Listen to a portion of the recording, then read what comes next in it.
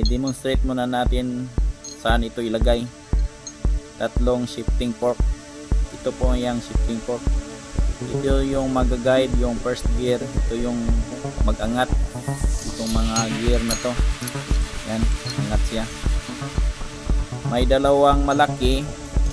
Yan, ito yung dalawang malaki at isang maliit. Yan. Itong maliit dito yan. Yan. Dito siya, yung maliit. Yan. Yung may kanal. Yan. Yan siya.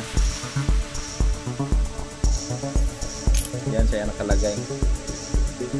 At ito namang dalawa malaki. Dito yan. Dito at saka dito. Pag hindi siya yan, hindi siya sakar sa kabila siya. Yan. Ito. Yan. Yan. Yan ang position niya sa paglagay ng shifting fork. Itong tatlong shifting fork. Itong maliit na sa kabila. Yan.